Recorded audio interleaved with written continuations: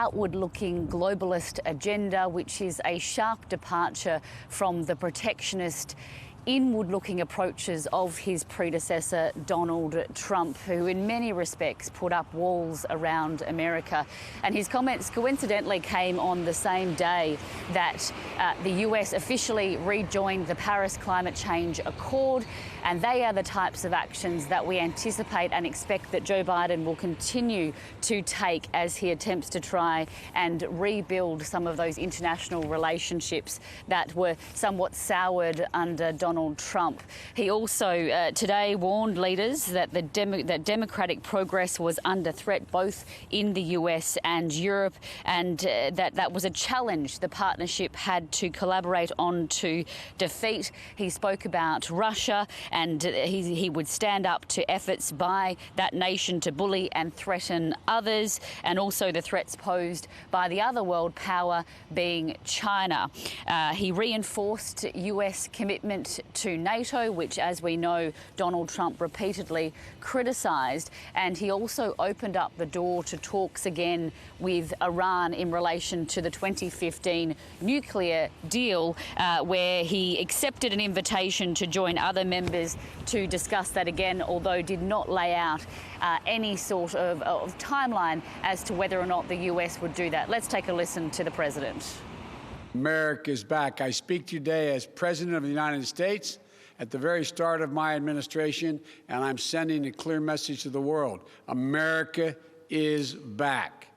The transatlantic alliance is back, and we are not looking backward. We are looking forward together. The transatlantic alliance is a strong foundation, the strong foundation on which our collective security and our shared prosperity are built. The partnership between Europe and the United States, in my view, is and must remain the cornerstone of all that we hope to accomplish in the 21st century. And meanwhile, Catherine, Joe Biden has also announced money towards COVAX. Tell us about that. Yes, he has. He's announced that the US will contribute $5 billion towards that global initiative, which seeks to try and make sure that the rollout of the coronavirus vaccine is equitable between wealthy and poor nations. Now, that is also a departure from the previous administration, which opted not to take part despite 190 countries signing up to the initiative. And that was in part because of President Trump's feud with the World Health Organization. But it is safe to say that that is an enormous contribution. It will come in two parts. The first will be rolled out immediately, but then the second $2.5 billion will be handed out once other countries follow through or make good on their pledges to also contribute.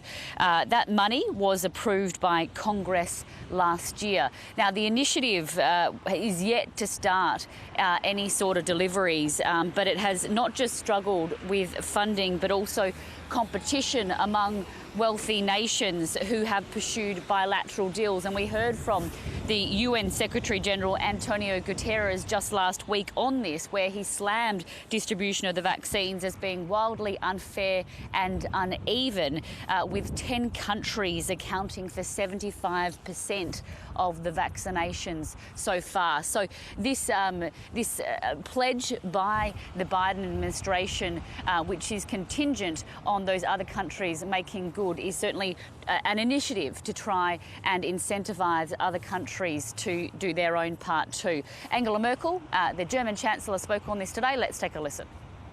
We haven't spoken about the percentage, but it is important that the vaccine arrives, and there are not just pledges of money. For me, it doesn't matter whether Pfizer signs a contract with COVAX or we give out some of our doses. Therefore, we get a larger budget, but we will still need to discuss this in detail. What is important is that the vaccine arrives and not only money. So Angela Merkel there just talking about the rollout of the coronavirus vaccine, and as for how America is currently doing it, is slower than what they had anticipated and expected, but it has also in recent days been impacted by the weather here. You can probably see behind me, Joe, there is snow on the ground here, and in half of all states the distribution of the vaccine has been somewhat ground to a halt because conditions have just been simply too dangerous to distribute it. So that's been impacted, but America is still forging ahead with trying to vaccinate a large portion of its population by the summer.